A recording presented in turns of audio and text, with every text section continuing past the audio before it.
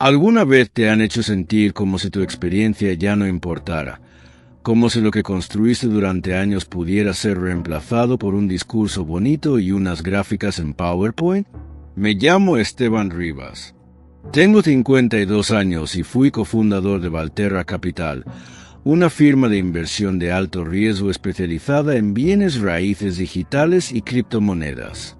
Durante 18 años levanté esta empresa desde cero. Diseñé sus sistemas, formé sus equipos, respondí por cada decisión. No teníamos lujos, pero teníamos ética. Un lunes por la mañana, mientras tomaba café en mi escritorio, noté algo extraño. Ya no podía acceder al sistema interno.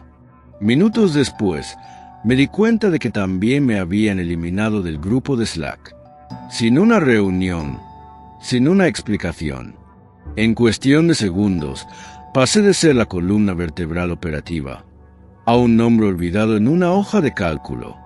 Mi reemplazo, un influencer de criptomonedas con millones de seguidores, contratado por el fondo principal en Singapur. Dijeron que era el futuro. No hice escándalo, no grité, pero empecé a guardar todo. Porque hay cosas que no se pueden improvisar. Y esta es una de esas historias de venganza que no se olvidan fácilmente. Lo que más dolió no fue que me reemplazaran.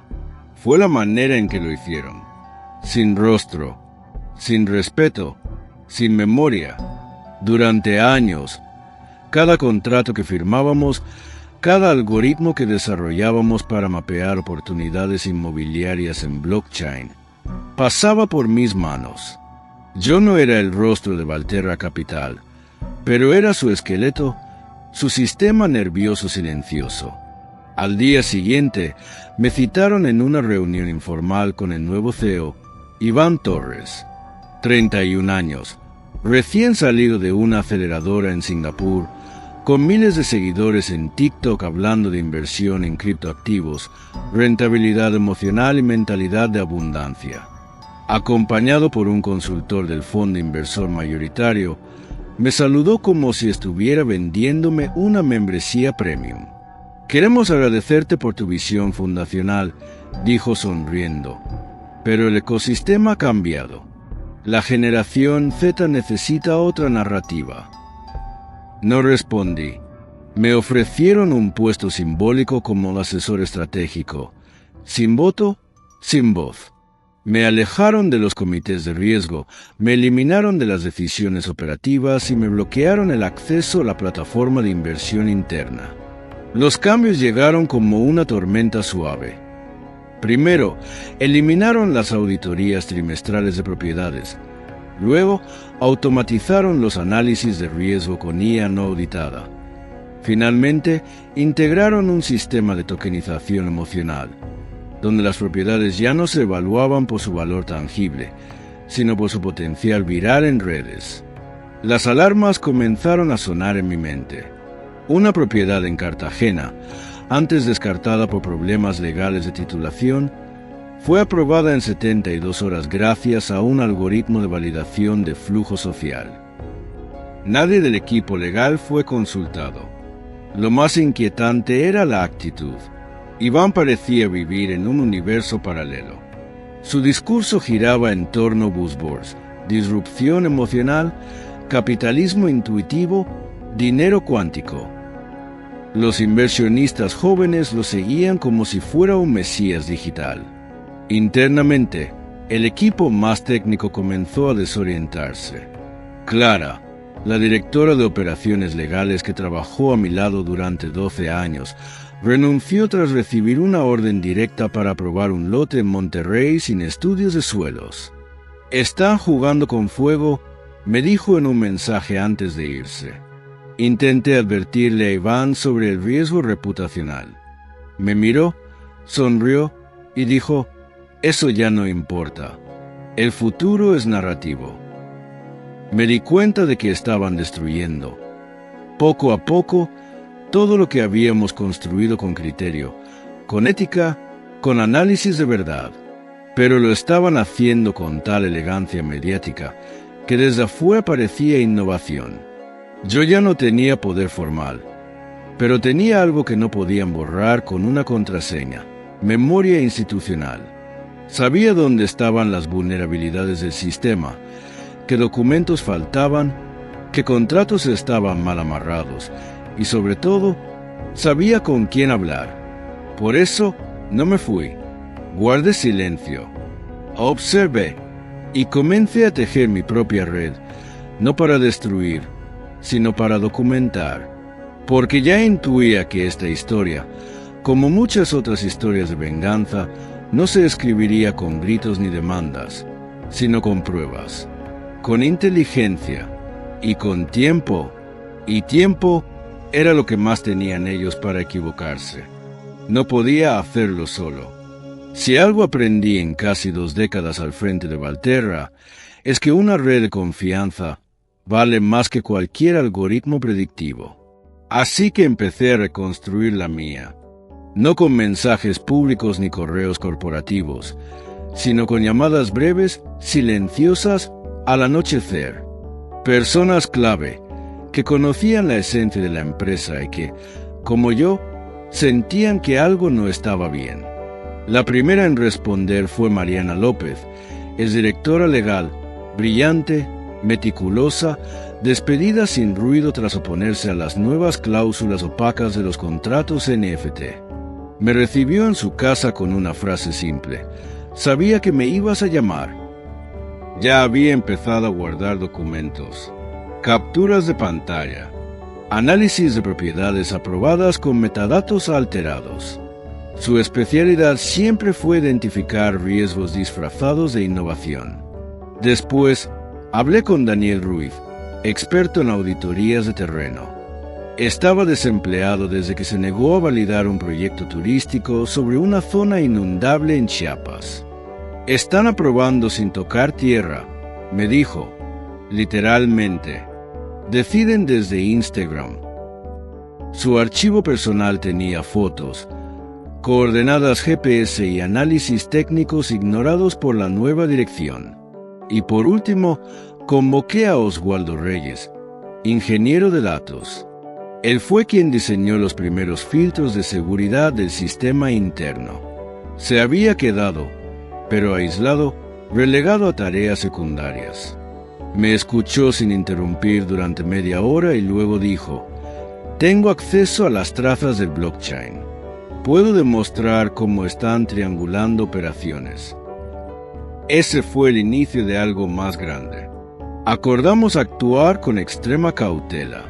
Nada de correos, nada de mensajes largos. Solo notas cifradas en Drive compartidos bajo nombres de recetas. Documentábamos transacciones con wallets opacas, proyectos inexistentes promocionados en vídeos, firmas digitales insertadas sin respaldo notarial. En uno de esos documentos, Mariana detectó una irregularidad grave. Una inversión de 6 cifras a un desarrollo inmobiliario en El Salvador que no aparecía registrado en ningún sistema público. Busqué la ubicación. No existía. Ni el proyecto ni la empresa desarrolladora. Era una fachada. Lo más perverso era que todo estaba justificado con informes de inteligencia artificial que simulaban credibilidad. Generaban reportes en PDF con gráficas falsas, proyecciones irreales y hasta firmas escaneadas de arquitectos que ni sabían que su nombre había sido usado. Sabíamos que no bastaba con intuir. Teníamos que construir un caso. Cada captura, cada transacción, cada contrato debía estar respaldado. El plan no era denunciar todavía, ni siquiera confrontar, solo observar, archivar, preparar. Pero también sabíamos una verdad incómoda. En el nuevo mundo del dinero digital, la línea entre la innovación y el fraude es demasiado delgada. Y cuando todo se basa en confianza, solo hace falta una grieta para que el castillo de vidrio se derrumbe. Yo no quería destruir Valterra. La había fundado, la había defendido. Pero la Valterra que ahora vendían al mundo ya no era la mía. Era una fachada brillante, sostenida por cifras infladas, discursos vacíos y riesgos escondidos. Y detrás de esa fachada había vidas, ahorros, familias enteras. Sabía que esto, como muchas historias de venganza, no podía acelerarse. Había que sembrar las piezas, cuidar los movimientos y esperar a que el propio sistema revelara su podredumbre. Y entonces sí, estar listos para actuar. No tuvimos que esperar mucho. Menos de 3 semanas después de haber comenzado a documentar en silencio, llegó la primera señal. Una propiedad en Medellín, tokenizada como proyecto de renta corta en un barrio emergente, fue embargada. La razón: título duplicado. El mismo lote había sido vendido digitalmente a 2 grupos distintos de inversionistas internacionales a través de la plataforma. Iván respondió con una sonrisa frente a cámara, diciendo que había sido un glitch del metaverso. Pero no era un fallo técnico. Era el resultado de haber eliminado las auditorías de verificación en sitio. El proyecto nunca fue visitado físicamente. Lo aprobaron en base a fotos de dron compradas en línea y una simulación virtual. Lo más indignante fue que ni siquiera suspendieron las operaciones. Iván insistió en que se trataba de un caso aislado. Desde dentro, comenzaban a notarse fisuras más profundas. Oswaldo me escribió una noche: están usando un bot para responder a los reclamos legales. Literalmente un chatbot con IA redacta las respuestas a los abogados. Mariana confirmó que varios bufetes en Miami ya estaban advirtiendo a clientes que Valterra no era confiable jurídicamente. En las redes todo seguía brillando. Iván asistía a eventos internacionales con sus trajes caros, hablando de democratizar el acceso a los activos reales. Su cuenta de Instagram mostraba yates, drones, promesas. Pero por dentro, la estructura comenzaba a crujir. Uno de los momentos más reveladores fue un evento en Ciudad de México, donde Valterra presentó su nuevo fondo CryptoBrick Latam. Yo asistí como un invitado más. Nadie pareció notar mi presencia. Observé cómo Iván presentaba propiedades en Bogotá, Oaxaca y Lima, ninguna de las cuales tenía documentación catastral validada. Al terminar la ponencia, me acerqué para saludarlo. Me miró con esa misma sonrisa vacía de siempre. Esteban, estás desaparecido. Le respondí: solo estoy observando. Su risa fue breve, pero sus ojos no parpadearon. Al regresar, recibí un mensaje inesperado. Sebastián Lema, un joven inversionista argentino de 28 años, me contactó por LinkedIn. Había invertido más de $40,000 en propiedades tokenizadas que nunca llegaron a pagar los retornos prometidos. Su mensaje era simple y devastador: ¿usted también cree que esto es humo? Lo cité a una videollamada. Al verlo, entendí el verdadero alcance del problema. No era solo un fraude digital, era un fraude emocional. Había miles de personas que habían creído que estaban entrando al futuro de las finanzas. Muchos habían invertido los ahorros de su vida. Sebastián me dijo: yo metí todo lo que tenía. Hasta vendí el auto. Esa noche no dormí. El plan ya no podía ser simplemente técnico ni estratégico. Tenía que tener alma, una dirección moral. Ya no se trataba de venganza personal, sino de responsabilidad colectiva. Recordé entonces a un antiguo socio, Raúl Herrera, excomisionado de la Comisión de Transparencia Financiera en Miami. Le debía una llamada desde hacía años. Esa madrugada le escribí solo una línea: necesito verte. Es grave y es real. No me respondió de inmediato, pero sabía que lo haría. Porque cuando las grietas empiezan a abrirse, los primeros en escucharlas no son los que miran los gráficos, sino los que saben cómo suena el concreto cuando comienza a ceder. Y Valterra ya estaba empezando a colapsar desde dentro. como tantas otras historias de venganza silenciosas que el público solo llega a conocer cuando ya es demasiado tarde. Pero esta vez íbamos a llegar antes. Raúl respondió al amanecer. Dime lugar y hora. Nos encontramos en un café discreto cerca del centro financiero de Miami. No hubo saludos largos. Le bastó verme para entender que lo que traía entre manos no era una especulación más sobre criptofraudes, sino algo que iba más allá de las pantallas. Le mostré parte del material: capturas de wallets con movimientos sospechosos, contratos tokenizados sin firma legal y, lo más grave, transacciones trianguladas entre empresas espejo en Panamá, Belice y Dubái. Raúl no dijo nada durante varios minutos. Solo ojeaba, analizaba, memorizaba. Estás tocando intereses grandes, Esteban, pero esto tiene sustancia. Déjame prepararlo para el equipo. Le pedí discreción y, sobre todo, tiempo. Mientras tanto, decidí hacer mi segundo movimiento. Contacté a una periodista especializada en delitos financieros, Laura Menéndez, de un medio independiente que había destapado varios escándalos en plataformas de inversión en Perú y Chile. Le mandé una introducción cifrada desde un correo temporal. Tardó 2 días en responder. Estoy dentro, pero necesito pruebas verificables. Y quiero hablar con alguien dentro de Valterra. Sabía que no podía ofrecerle mi testimonio todavía. Mi nombre seguía vinculado formalmente a ciertos contratos, pero si podía darle acceso a documentos, trazas de blockchain y grabaciones. Entonces pensé en alguien más. Jason Aponte, jefe de operaciones regionales, un tipo joven, ambicioso, que había trabajado de cerca con Iván los primeros meses. Mariana me había dicho que Jason se sentía usado, ignorado, relegado a tareas de contención de crisis. Lo contacté discretamente. Acordamos una reunión en un coworking en Bogotá. Jason llegó con los ojos cansados. Sin decir nada, puso sobre la mesa un pendrive. «Esto no lo tengo», dijo.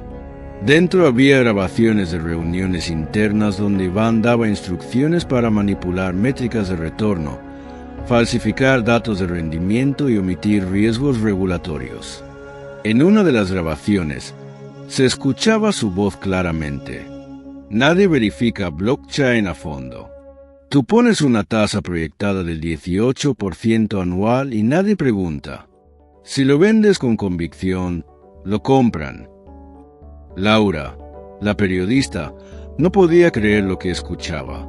Esto es oro periodístico, pero también es dinamita legal. Le pedí que esperara una semana. Si publicaba demasiado pronto, Valterra tendría margen de maniobra para limpiar todo antes de una auditoría formal. Fue entonces cuando activé el tercer movimiento. Contacté de nuevo a Raúl y le entregué un informe completo. Documento por documento, firma por firma, wallet por wallet, todo verificado y organizado por Oswaldo, nuestro ingeniero de datos. Raúl me respondió con una simple frase: «Esto no es solo una estafa, es una estructura de fraude sistémico». Pero todavía faltaba algo, una pieza emocional, un rostro humano que representara el daño real. Lo encontré en Sebastián, el joven argentino que había perdido todo. Le pedí permiso para contar su historia de forma anónima. Él aceptó, pero si se necesita mi cara, también la doy. No tengo nada que esconder. Solo quiero que esto no le pase a nadie más. Sabía que me estaba adentrando en un terreno peligroso. Valterra tenía conexiones en medios, abogados bien pagados y, sobre todo, un ejército de seguidores que defendían cada palabra de Iván como si fuera dogma financiero. Pero ya no estaba solo. Tenía un equipo, un plan y, lo más importante, la verdad respaldada por pruebas. Los días siguientes fueron de tensión extrema. Cada mensaje de Mariana, Cada archivo que Oswaldo actualizaba, cada llamada de Hudson podía ser la última pieza o el inicio de una reacción en contra.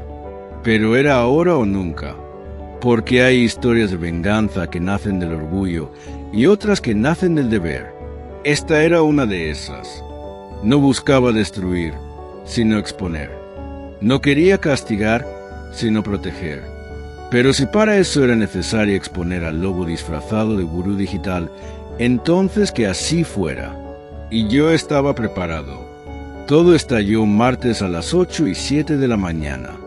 El medio donde trabajaba Laura Menéndez publicó el reportaje bajo un título corto y devastador: La criptofarsa de Valterra. En la primera línea se leía: inversiones infladas, propiedades sin respaldo legal y una red de transacciones oscuras conectan a Valterra Capital con una estructura de fraude financiero internacional.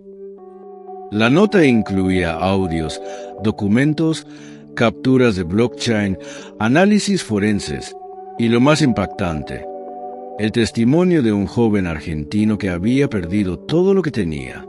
Sebastián. Su rostro, serio pero firme, aparecía al final del vídeo diciendo: creí en ellos. Me vendieron futuro, pero me robaron presente.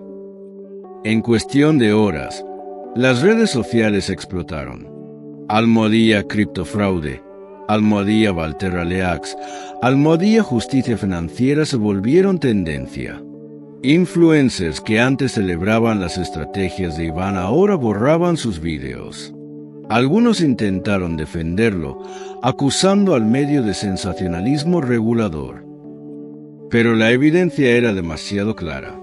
El fondo mayoritario en Singapur reaccionó de inmediato. Congeló las operaciones de la plataforma, deshabilitó las nuevas inversiones y emitió un comunicado breve pero contundente. Iniciamos auditoría interna urgente.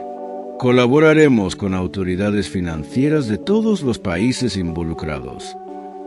Iván no apareció, ni en redes ni en medios. Canceló su participación en una conferencia de tecnología en Dubái y cerró sus cuentas personales. Internamente, intentó culpar al equipo técnico. Mariana recibió un correo de los abogados de Valterra acusándola de filtrar información. Daniel fue citado a una revisión de desempeño de emergencia. Oswaldo fue desconectado del sistema sin previo aviso, pero ya era tarde. Teníamos respaldo legal, pruebas replicadas en múltiples servidores y un equipo de periodistas dispuestos a ir hasta el fondo. Lo que comenzó como un informe técnico se había convertido en una historia de venganza colectiva, donde la verdad ya no podía ser silenciada. 3 días después del reportaje, recibí una llamada que me paralizó. Sebastián se había quitado la vida. Dejó una nota manuscrita que simplemente decía: no quiero que mis padres vean cómo me hundo. Digan la verdad. Sigan luchando. La noticia sacudió a todo el ecosistema criptofinanciero. El escándalo adquirió una dimensión humana que ya nadie podía ignorar. Los medios masivos comenzaron a cubrir el caso. Valterra pasó de ser una promesa disruptiva a un símbolo de codicia tecnológica sin control. Las autoridades financieras de Estados Unidos, Colombia y Argentina anunciaron investigaciones formales. La Comisión de Transparencia Económica citó a Iván a declarar. Se emitieron alertas a inversionistas internacionales para suspender transacciones con la firma. El fondo desde Singapur envió un equipo legal y de crisis a Miami. Me contactaron directamente. Queremos saber qué sabía usted y por qué actuó por fuera del canal interno. Les respondí con otra pregunta. ¿Y por qué creyeron que podía reemplazarse la experiencia con seguidores? Sabía que estaban protegiendo intereses, pero también sabían que sin mí no podían reconstruir la credibilidad de Valterra. Días después, recibí una citación oficial para colaborar como testigo clave en el caso. Mariana, Daniel y Oswaldo también. Esta vez no éramos empleados en silencio. Éramos custodios de la verdad. Y mientras tanto, En las calles digitales, miles de personas escribían sus propias experiencias, sus propias pérdidas, su propia indignación. Valterra había dejado de ser solo una empresa. Se había convertido en un espejo de todo lo que puede salir mal cuando el poder financiero ignora la ética y la prudencia. Yo había comenzado esto con la intención de proteger lo que habíamos construido, pero lo que estaba ocurriendo ya no era mío, era de todos. Y, por primera vez en años, supe que estábamos haciendo lo correcto, aunque costara caro. La mañana en que la plataforma de Valterra volvió a estar en línea, no había ni promesas de libertad financiera, ni vídeos de drones mostrando playas caribeñas. Solo una pantalla blanca con un comunicado. Estamos reconstruyendo desde la verdad. El fondo mayoritario, presionado por medios, reguladores y una caída brutal en la confianza del mercado, decidió tomar el control completo de la empresa. Disolvió la junta directiva y cesó de inmediato todos los contratos vinculados a la anterior administración. Días después, me llamaron directamente desde Singapur. Esta vez no eran evasivos. Su tono era serio, casi humilde. Señor Rivas, reconocemos que subestimamos su valor. Queremos que regrese como director de operaciones de crisis. Necesitamos reconstruir desde adentro. Me quedé en silencio unos segundos. No era una decisión fácil. Volver significaba enfrentar un campo de ruinas, trabajadores desmotivados, inversionistas desconfiados y sistemas que ahora eran sinónimo de fraude. Pero también significaba proteger a los que seguían creyendo en el proyecto original. A Mariana, a Daniel, a Oswaldo. A los cientos de empleados silenciosos que no tuvieron voz durante el caos. Acepté, pero con condiciones claras. Primera, autonomía total en los procesos éticos y operativos. Segunda, ningún proyecto se aprobaría sin validación presencial, jurídica y técnica. Tercera, el equipo que me acompañó tendría protección contractual y voz directa en las decisiones. Y una cuarta, quizás la más personal. No quería un contrato indefinido. No volvería a ser empleado. Solo consultor. 3 días a la semana. Lo suficiente para limpiar lo que quedó. Pero no tanto como para volver a confiar ciegamente. Cuando regresé físicamente a las oficinas, hubo un silencio extraño. Algunos evitaban mirarme. Otros se acercaban tímidos, como si no supieran si abrazarme o pedirme perdón.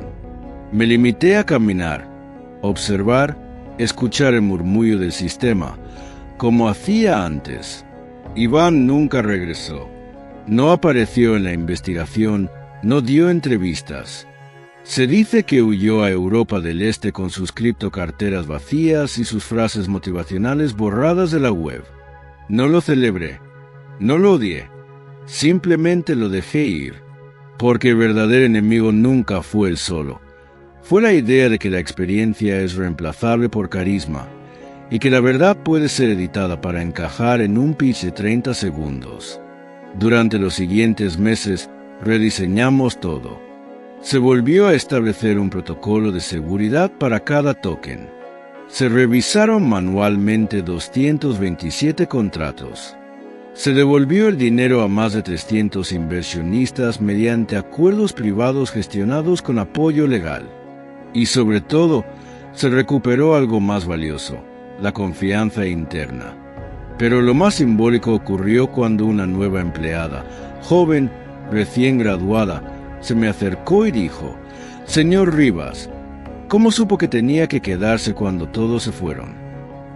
Le respondí: «Porque uno no abandona una casa solo porque otros la ensucian.